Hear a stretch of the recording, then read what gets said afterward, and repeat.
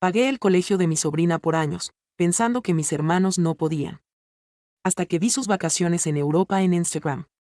Mi nombre es Daniela, tengo 32 años y siempre he sido el tipo de persona que carga con los problemas de los demás sin hacer mucho ruido.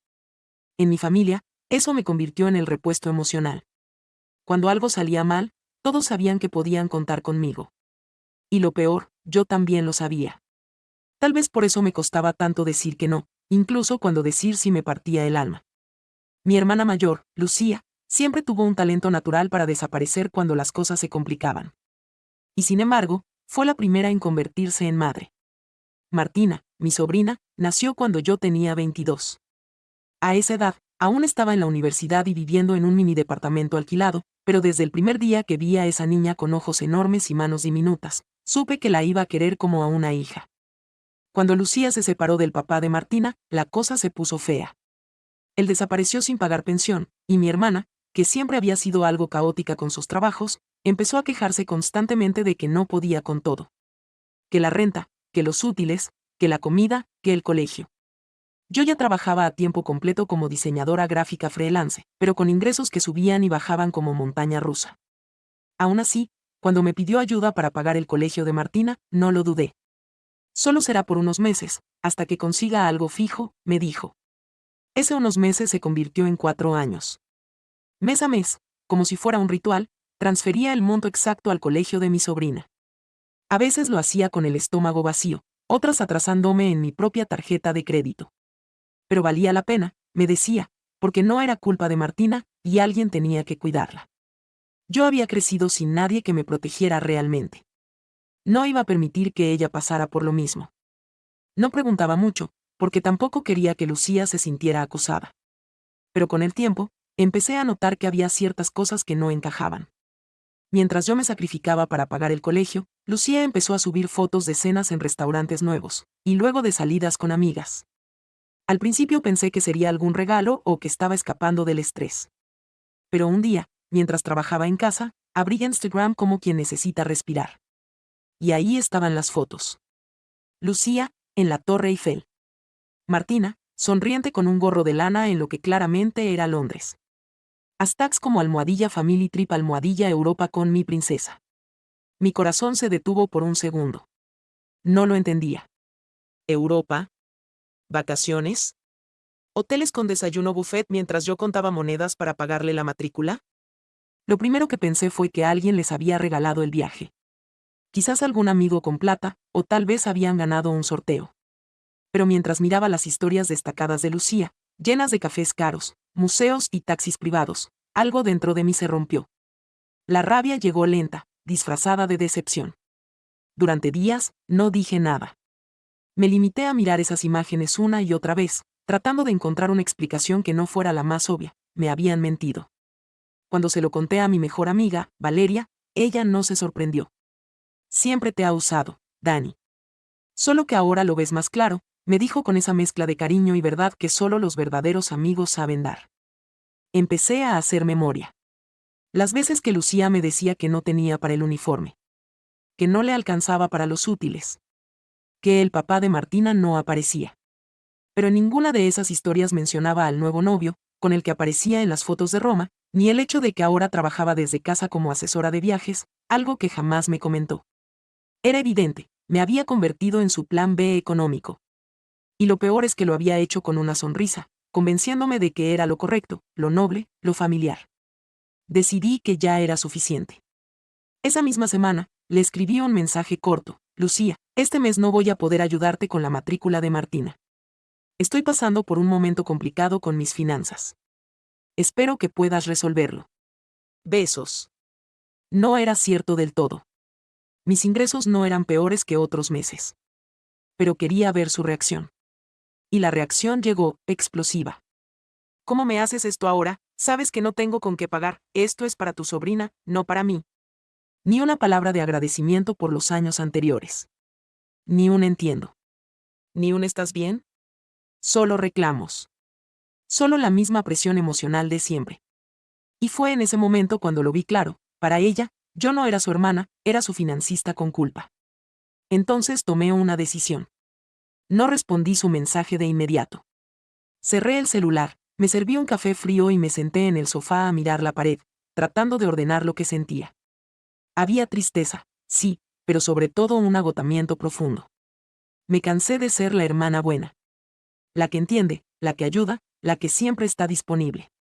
Lucía me escribió de nuevo esa noche. Esta vez, el tono era diferente. Más calmado. Más manipulador. Dani, no quería ser dura. Me agarraste mal. Pero entiende que si Martina no paga el colegio, la sacan, ¿quieres eso para ella? Yo sé que siempre puedo contar contigo. Y tú sabes que ella te adora. Martina me adora, sí. Porque yo la llevo a sus clases de inglés, la ayudo con sus dibujos y fui la única que estuvo en su primera presentación de ballet. Pero no era justo. No más. Me levanté del sofá y llamé a mi tía Julia, hermana de mi madre. Siempre había sido la única adulta confiable en la familia. ¿Estás sentada?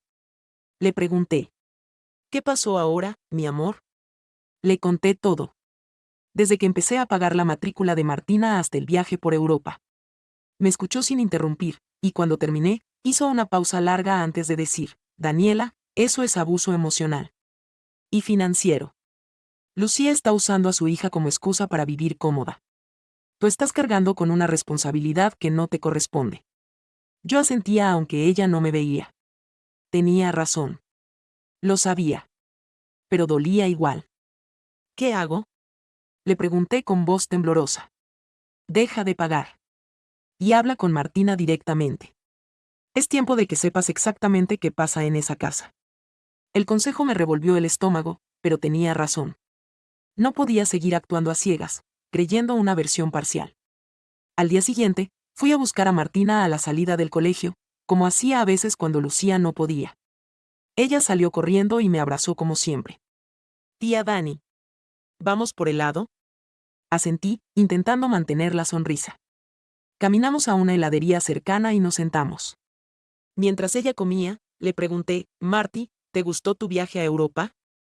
Sí. Fue lo máximo. El hotel de París tenía una piscina enorme, y mamá compró ropa linda. Aunque no me dejaban tocar muchas cosas, se detuvo. Ay, mamá dijo que no contara mucho porque tú te ibas a poner celosa. Y ahí lo supe. Lucía le había enseñado a mentirme. No era culpa de la niña, por supuesto. Pero me dolió. Me dolió tanto que tuve que excusarme al baño solo para secarme las lágrimas en silencio. No era celos lo que sentía. Era traición. Yo había hecho malabares con mis cuentas para que su hija no se quedara sin estudiar. Y mientras tanto, ellas estaban de compras en los Campos Elíseos. Esa noche, tomé otra decisión. Revisé todos los recibos, todos los correos y transferencias que había hecho en esos 4 años. Tenía pruebas suficientes como para escribir un libro. O para, al menos, dejar de sentirme culpable. Le escribí un último mensaje a Lucía. A partir de este mes no pagaré más el colegio de Martina. Fueron 4 años ayudándote con amor y sin pedir nada. No me debes una explicación, pero sí me debes respeto. Lo que hiciste con el dinero que ahorraste gracias a mí es tu problema, no el mío. Me duele hacerlo por Martina, pero no puedo seguir sosteniendo tu estilo de vida. Te deseo lo mejor, pero necesito cuidar de mí. No respondió. Pasaron 2 semanas sin contacto. Yo seguí con mi vida, o al menos lo intenté. Pero algo me decía que esto no terminaría así. Y no me equivoqué. Un día, mientras revisaba mis redes sociales, vi una publicación de una amiga en común. Era una historia de Instagram, compartida por error o por descuido. Un pantallazo de un grupo de WhatsApp llamado Familia Sin Dani. Ahí estaban mis 2 hermanos, mi madre y Lucía. Riéndose. Hablando de cómo exageraba.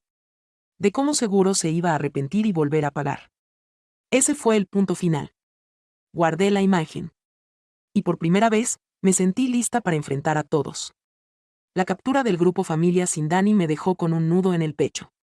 No sabía que me dolía más, que me excluyeran como si yo fuera el problema, o que lo hicieran con tanta naturalidad, como si burlarse de mí fuera algo cotidiano.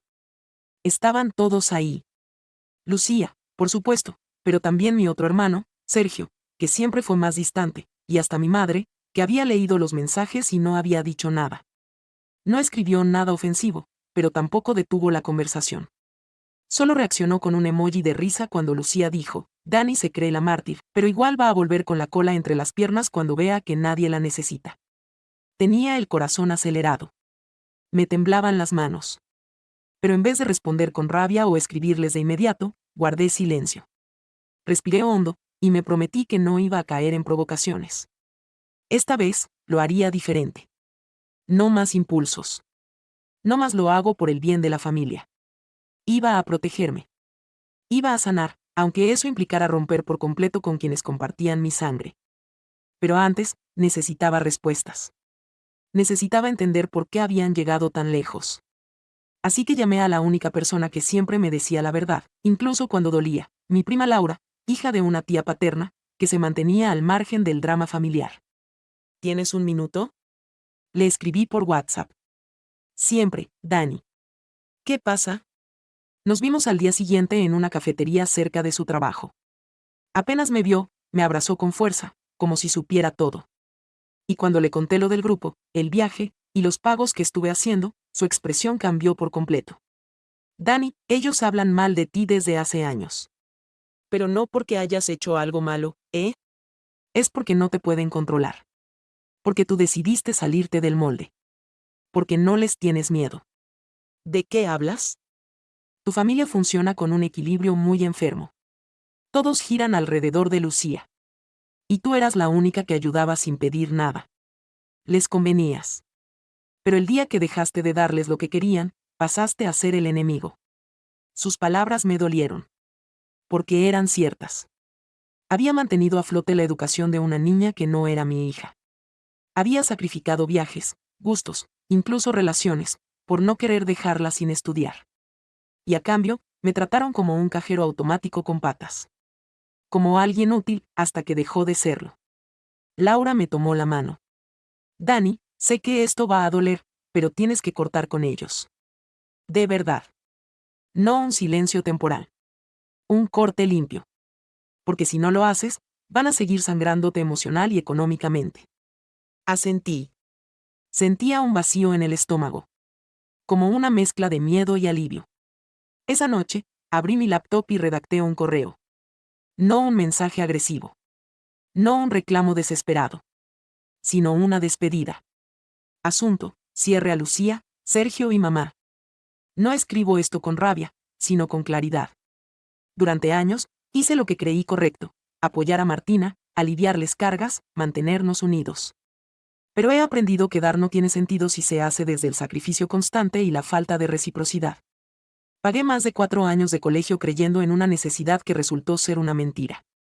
Me excluyeron, se burlaron, y manipularon la imagen que tenían de mí entre ustedes. No quiero venganza, solo distancia. No quiero más explicaciones. No espero disculpas. Solo quiero paz. Y para conseguirla, necesito que me borren de ese grupo, de sus listas de favores, y de sus planes futuros. No me deben nada. Pero tampoco les debo más. A Martina la seguiré queriendo, porque ella no tiene culpa de nada. Si algún día quiere buscarme, sabrá dónde encontrarme. Esto es todo.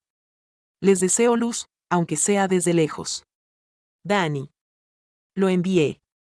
Cerré la computadora. Apagué el celular. Y me quedé en silencio.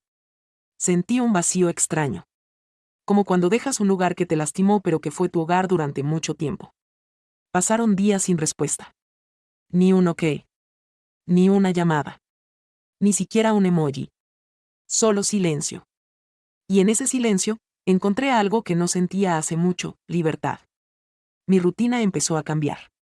Me alcanzaba mejor el dinero. Dormía sin ansiedad. Dejé de revisar sus redes sociales.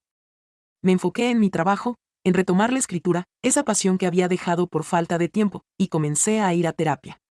Y entonces, cuando ya sentía que el capítulo estaba cerrado, sucedió lo inesperado.